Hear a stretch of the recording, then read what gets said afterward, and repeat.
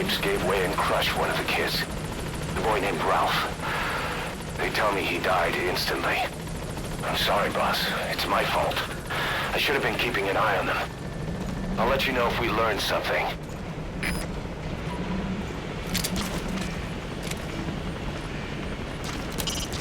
We're having Code Talker continue his parasite research. Welcome back. He's clearly very grateful to you. I'm sure he'll return the favor somehow.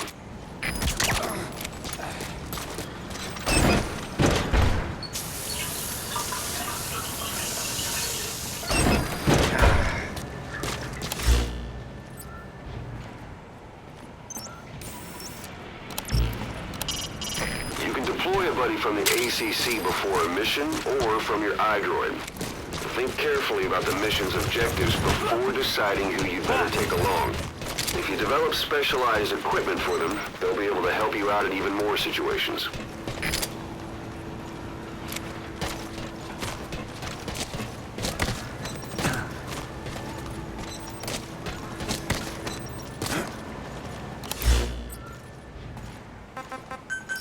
Please select a landing zone. Landing zone confirmed. Roger.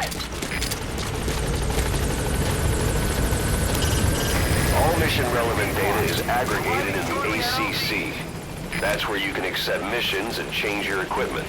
When you're in the area of operations, the support unit will pass on information to you and handle your ammo resupplies. This is prequel! On station at LC!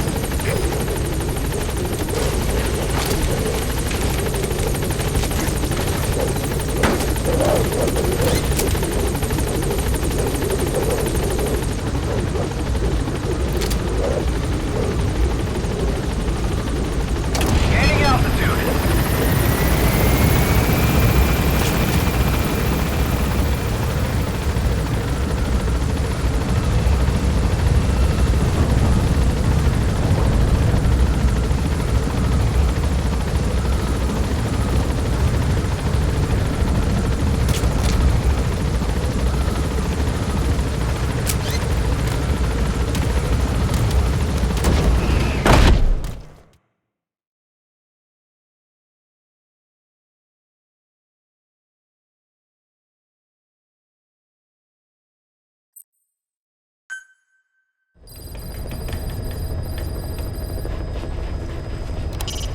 We're having Code Talker continue his parasite research.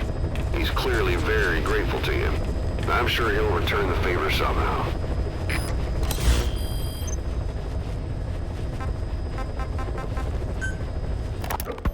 This is Yellow Cake that Cypher was having the PF's transport. Before we met you, the boss recovered it from a truck crossing the savannah. Are there metallic Archaea inside it? Yes, the Archaea metabolize uranium-235 to subsist. They must be stored inside Yellow Cake, or they cannot survive. So those biological traces we took for impurities were actually the real cargo? Of course, they are deactivated, so they do not trigger a sudden enrichment. They are like baker's yeast. Yet, they do gradually enrich the uranium as they feed. I imagine you detected weapons-grade traces. Yeah, we did. And the malachite that was loaded on the truck had traces of uranium in it, too. So that's the flower, huh? Skullface was gonna sell do-it-yourself nuke kits. The uranium-enriching Archaea complete with the user's manual. And the ores with the uranium could be sourced by the client or provided by Cypher. Even the trace amounts buried in common ores can be enriched to weapons-grade uranium by the metallic Archaea. Proving that must have been the most important factor of the trials. That and the ability to successfully prevent detonation. So if the amounts of uranium in the ores are low enough, they can get past any inspection. And you only need a tiny amount of the Archaea to act as the yeast. No great challenge to smuggle that either. The first step towards saturating the world with nukes. His plan. That was not my intention. My only goal in developing the metallic Archaea was to save the Dene. What made you think a tool for creating undetectable nuclear weapons would save your people? After 70 years, the Diné reclaimed the Navajo nation from which we were banished. We bore all the hardships of poverty, but we were proud to live off the land we called our own. But in the moment the atomic bomb was dropped on Hiroshima, everything changed. I don't get it. The nuclear arms race between the US and the Soviet Union began with the end of the Second World War. Suddenly, there was a massive demand for uranium, and it was our ill fortune that the ground beneath the Navajo Nation was rich with uranium ore. The Black Ana government set up mine after mine, and many of the Diné worked them, never informed of any danger. Every day, they went to work with no protection. The slag was simply piled out in the open. When rain fell, uranium traces left behind would seep out, and when the ground dried, it was blown about as dust. Land and water were contaminated, irradiated. Many of us became sick and died. That pain lives on to this day. I had no idea. Wanting more than anything to revive the land my forebears left to me, I was delighted upon discovering microbes that eat uranium. If they could be domesticated, I believed we could rid our land of uranium. Were you successful? No. The research called for funding on a colossal scale. But nobody was willing to invest with no prospect of a return. And that's when Skullface showed up. Correct. I can save you and your people. We share the same will. That is what he said to me. And I believed him. Black Ana forced me to abandon my uranium cleanup work and focus on nuclear weapons. And he held all the Diné hostage. Today, the uranium mines within the reservation are finally closing down. It is simply less expensive now to source uranium overseas. New victims, different places. But uranium is a tactical resource. To rely on a foreign country for it is a difficult decision to make. And he was in the perfect place to influence that decision. He could have condemned your people to the mines forever. The contamination comes not only from uranium. The fallout from the Nevada nuclear tests also settled on our lands. As if our fortune were not already bad enough, we are also downwinders. To save the Diné, I must complete my original research.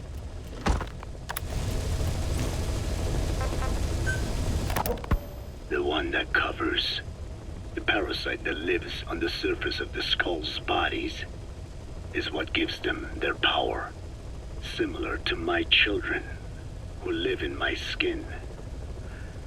I modified the parasites I isolated from the body of that old man, differentiating them with various abilities.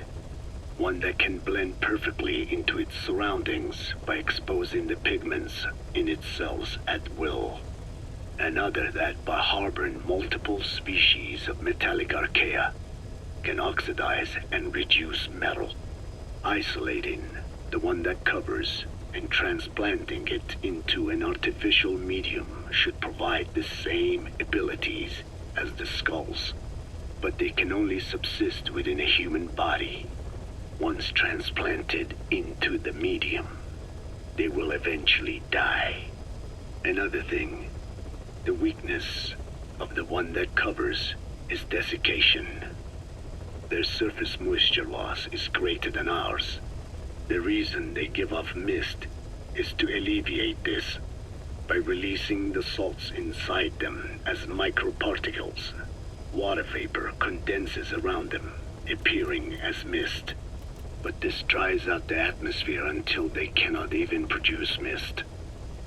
And once their supply of water from the host runs out, the parasites are in danger.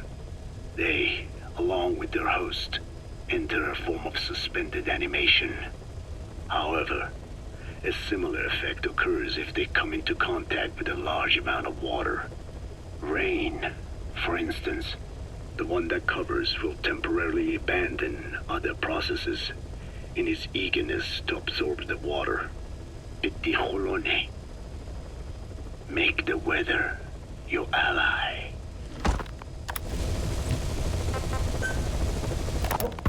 Hewitt's dug up some interesting facts about our skull-faced friend.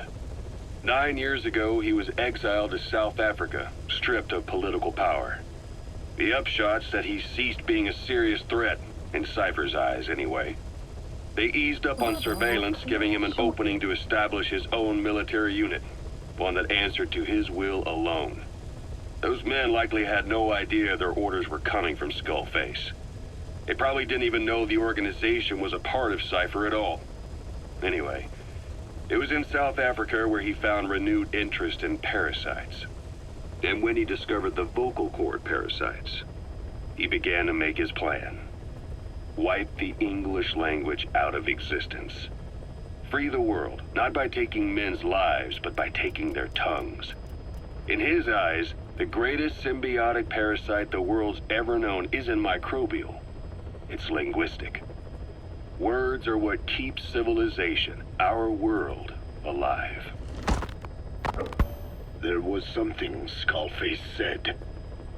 America is made up of many peoples, but those peoples never mix. Quite so. One nation, home to hundreds of different ethnic groups, many of whom stick to their respective living areas, little colonies, not interacting with other groups, going out of their way to avoid one another, their land, organizations, relationships. Thus, the United States of America is no melting pot. It is more of a salad bowl. It is not made up from one people, but for its minorities to function in society, a common ground is needed. Language. Even if the country is not one. No, because it's not one, a lingua franca is necessary. English. American hegemonism was born from the illusion that English could unite diverse ethnicities. In taking in people from around the globe, America became a microcosm of it. Now the boundaries between it and the rest of the world have become blurred. However different our neighbors may be, English enables us to create symbiotic relationships with each other. If English can bring unacquainted neighbors together in America, this should hold true for the world. This salad bowl that is the world can also become one.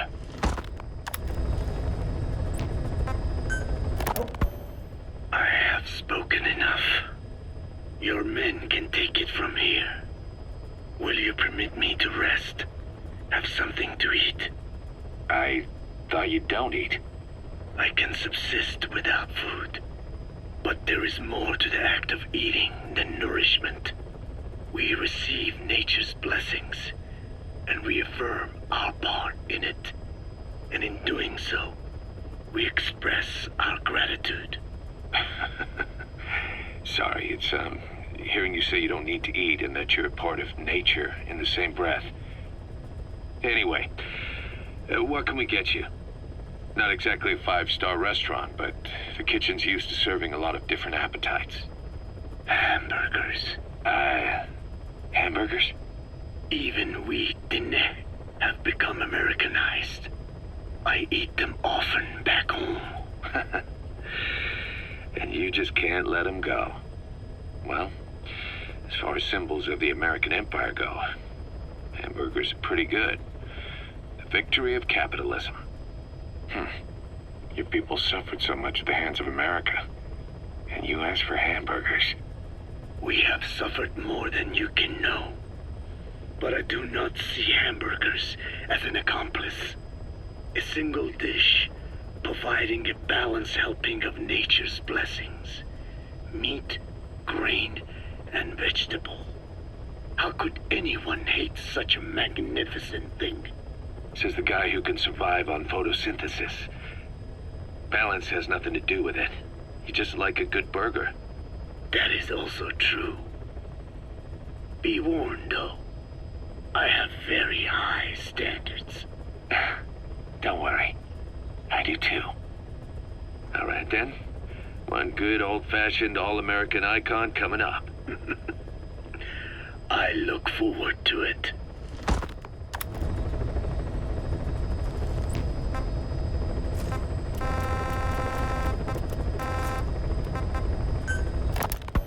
You mentioned that the man on fire was crushed under Sahelanthropus in its hangar. Yeah. He was caught under the wheels of its transport platform. But his body wasn't found. What? We searched the area the moment we arrived, but there was no trace of him. I wasn't hallucinating. I know. I trust you on that. That means someone must have taken the body. But when I got there, everything was still as it was. Even Skullface hadn't been touched. I can't see a reason to sneak into a place like that and drag out the biggest, heaviest guy there. What are you getting at? The only option left is, he got up and walked away. That platform ran him over. Just ran him over. You're saying that's not enough? I don't want to believe it, but maybe not. He shrugs off bullets, even rocket strikes. There's no reason to think that would finish him. It seems ridiculous, but I'll start gathering eyewitness accounts just in case. If you dig up anything concrete, I want to know. You'll be the first, if I dig anything up. But I hope to hell I don't. No kidding.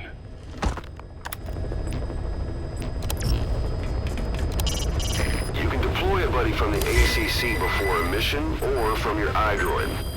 Think carefully about the mission's objectives before deciding who you'd better take along. If you develop specialized equipment for them, they'll be able to help you out in even more situations.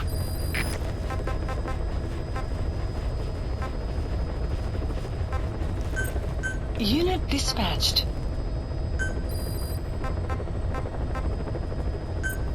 Unit dispatched.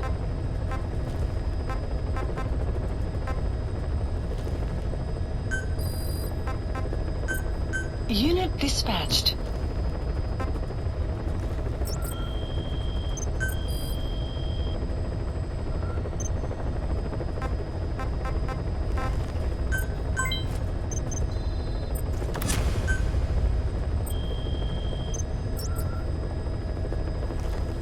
Please select a mission.